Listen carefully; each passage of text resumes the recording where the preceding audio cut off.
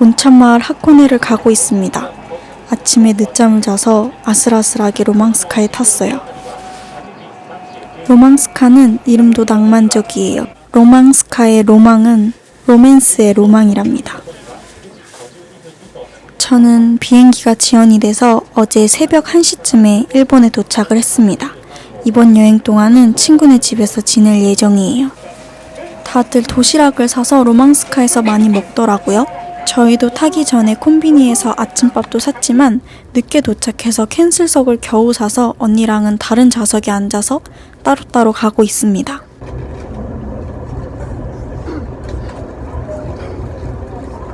아시는 분들은 이미 아시겠지만 제가 1년 정도 일본에서 고등학교를 다녔어요. 이번 도쿄 여행을 하는 동안은 거의 한국인 선배네 집에서 지낼 예정이고 하루는 일본인 친구 집에서 묵을 예정입니다. 콤비니에서 먹을 게 너무 없어서 명란젓 오니기리를 샀는데 생각보다 너무 맛있더라고요. 일본은 어딜 가나 쌀밥이 정말 맛있는 것 같아요. 아무 식당에 들어가도 쌀밥은 꼭 맛있었습니다. 보슬보슬 윤기가 자르르해요. 야무지게 마무리로 푸딩을 먹습니다.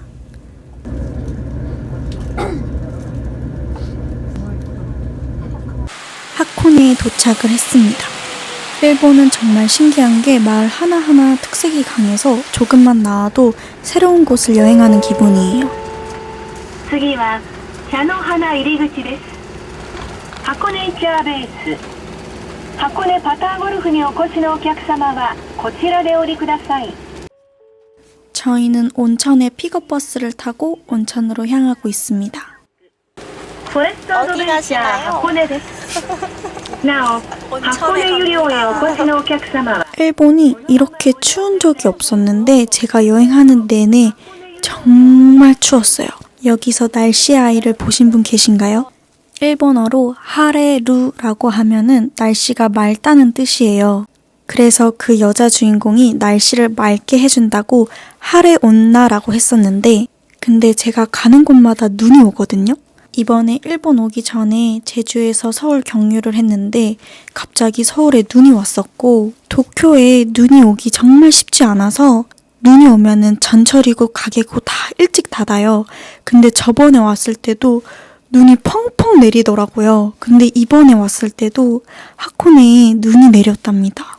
그래서 다들 저보고 눈을 몰고 다닌다고 유키온나라고 하더라고요. 일본식 표현입니다. 아, 참고로 이번에 제주에 도착했더니 눈이 내렸답니다. 이 정도면 유키온나 맞죠? 근데 제 옷은 왜 이렇게 얄미하고요?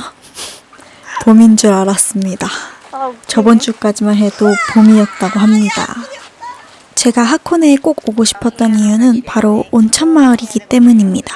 온천마을인 만큼 료칸이 가장 유명한 곳이지만 저희는 시간이 없으니 당일치기로 왔습니다. 아 예뻐.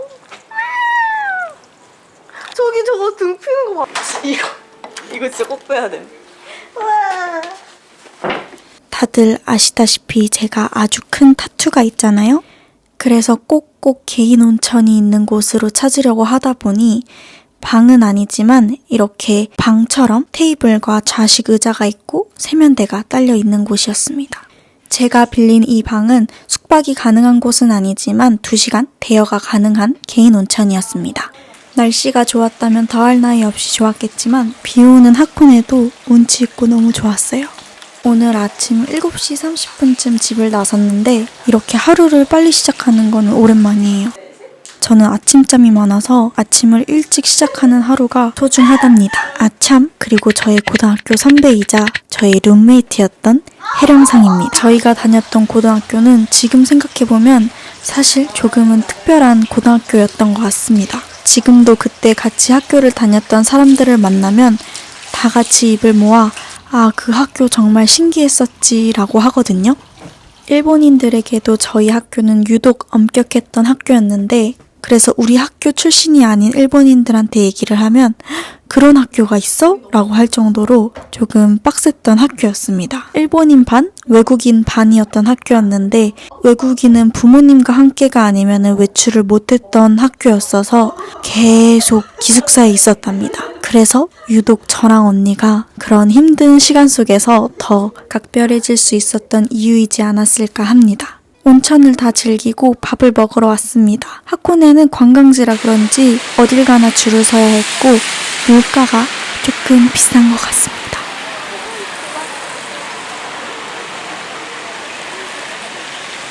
꽁치 너무 맛있겠다. 이타다키마스. 그리고 고치소사마 데시타.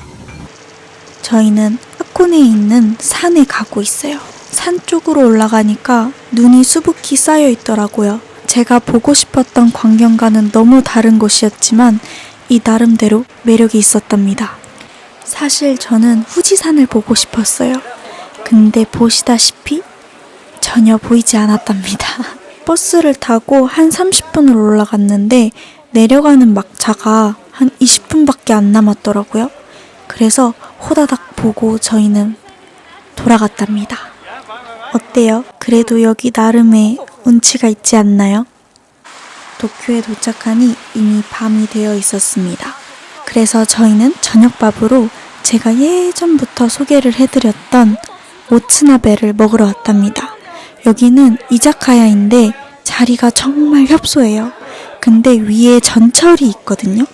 그 협소한 공간에서 전철 소리가 덜컹덜컹 들리면서 모츠나베를 먹는 맛이 쏠쏠하답니다. 제가 마치 도쿄의 회사원이 된 기분이랄까요?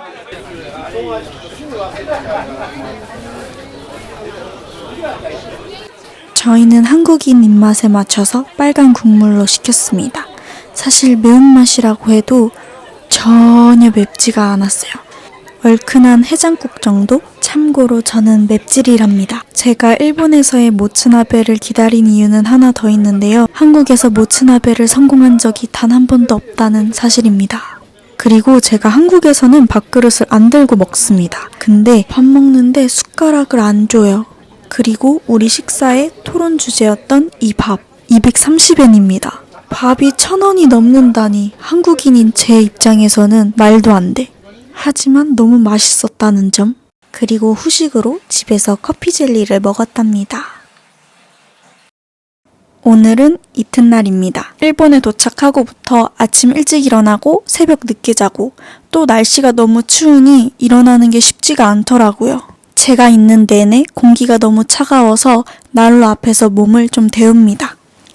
캄캄한 아침에 난로 불멍으로 아침을 시작합니다.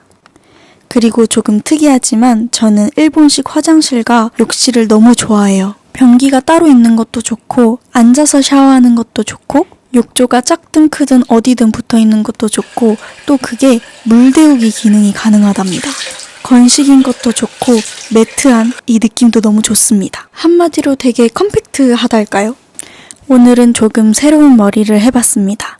유튜브를 보면서 따라해봤는데요. 생각보다 그렇게 저랑 잘 어울리지는 않았던 것 같습니다. 하하. 오늘 저희는 시부야에 있는 스키야키를 먹으러 갑니다.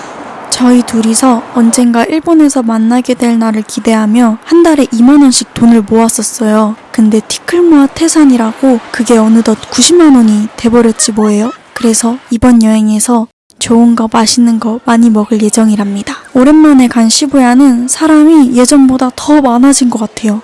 정말 사람이 너무너무 많았고 시부야의 거리를 즐길 새도 없이 얼른 스키야키 집으로 도망쳤답니다. 아, 그리고 시부야에 스타벅스가 쉰지 꽤 됐어요. 그래서 스타벅스에서 찍는 횡단보도 샷을 지금은 찍을 수 없다는 점. 스키야키를 먹으러 왔는데 각자 한 사람씩 나베를 주더라고요. 한국인의 입장으로서 뭐야 완전 정없어 이렇게 생각을 했는데 각자만의 먹는 스타일이 있기 때문에 일본인들은 이걸 더 선호한다고 합니다.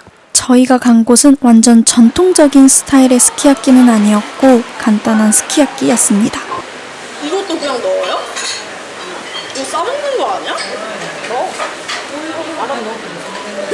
여러분, 그리고 요즘 일본에서 한국 것들이 엄청 유행하는 거 알고 계셨나요? 예전에는 프리티 사쿠라라고 얼굴이 포토샵이 엄청 되는 그런 스티커 사진이 유행을 했는데 최근에는 포토이즘이 유행을 하더라고요. 사실 그냥 포토이즘이었으면 안 찍었을 텐데 저는 저 고양이 손이 너무 끼고 싶어가지고 포토이즘을 찍으러 갔답니다. 딱 일본에만 있는 저 장갑이 있습니다.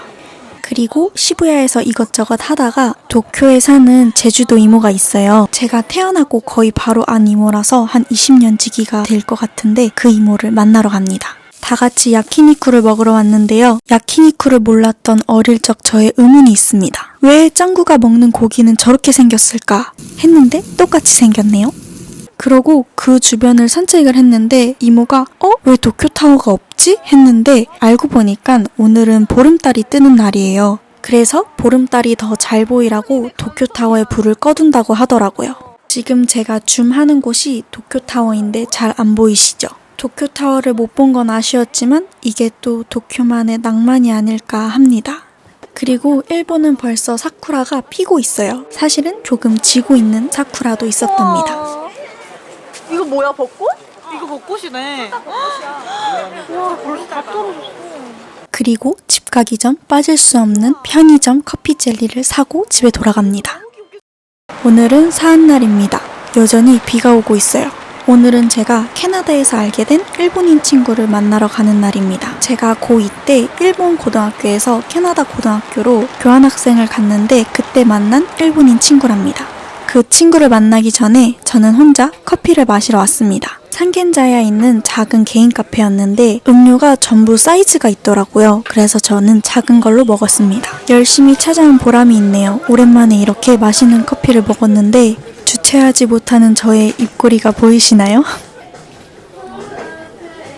창가에 앉아서 계속 바깥을 바라봤는데 이렇게 좁은 골목에 작은 개인 카페에서 이렇게 많은 유동인구가 보인다는 게 정말 신기했습니다. 그리고 일본인에 대해서 한 가지 재밌는 사실을 알려드리자면 저는 외국인의 입장으로서 사회적으로 일본은 남한테 관심이 없는 나라다 라고 많이 들어왔는데요. 막상 살아보면 그렇지 않다는 점. 일본인은 오지랖을 부리지 않을 뿐이지 주변 사람들한테 관심이 많습니다. 왜냐하면 속마음을 드러내지 않기 때문에 스스로 상대방이 뭘 생각하는지 알아차려주려고 하기 때문에 사람 관찰을 좋아하고 잘한다는 점. 그래서 가끔 나의 그런 모습까지도 알아차려준 거야? 라는 생각이 들 때가 있답니다. 저 멀리서 5년 만에 만나는 친구가 오고 있습니다. 발을 주체할 수가 없네요.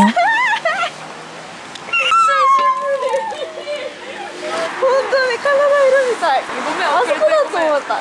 いいよいいよいいよ、全然。本当にやばいよな。やばいね。 친구랑 옛날 얘기를 하다 보니 30분이 지난 줄 알았는데 3시간이 지나 있더라고요. 그래서 저희는 해령산과 합류해 시모키타 자와에 가고 있습니다. 이 둘도 오늘 저를 통해 처음 만났는데 역시 둘 다 제 친구가 맞는지 둘도 잘 통하더라고요. 시모키타 자와는 제가 도쿄에 간다고 했을 때 인친분들이 추천을 많이 해주셨어요. 근데 대부분의 가게들이 촬영이 금지되어 있고 구제인 것에 비해 옷들이 너무 비싸더라고요. 기본이 4만원에서 9만원, 비싸면 30만원까지도 하더라고요. 여기서 보석을 찾는 게 정말 힘들었습니다. 최근에 한국인한테서도 되게 핫한 동네잖아요. 그래서 그런지 가격에 비해 품질이 따라오지 못한다는 느낌을 많이 받았습니다. 또 촬영도 안 되기 때문에 영상이 많이 없다는 점.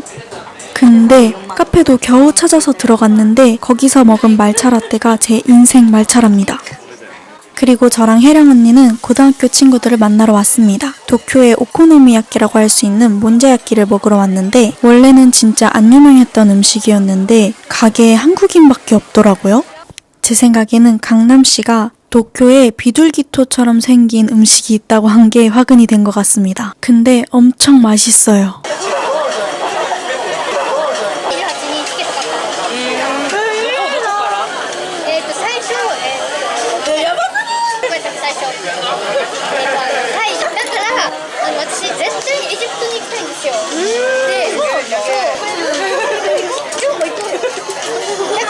최근에 생일이었던 해령상을 위해 몰코가 꽃을 사왔답니다.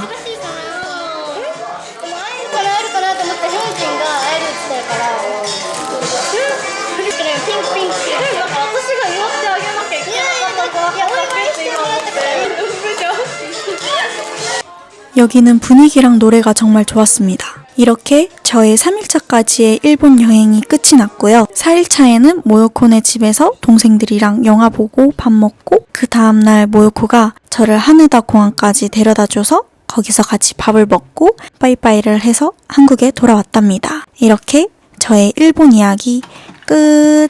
안녕!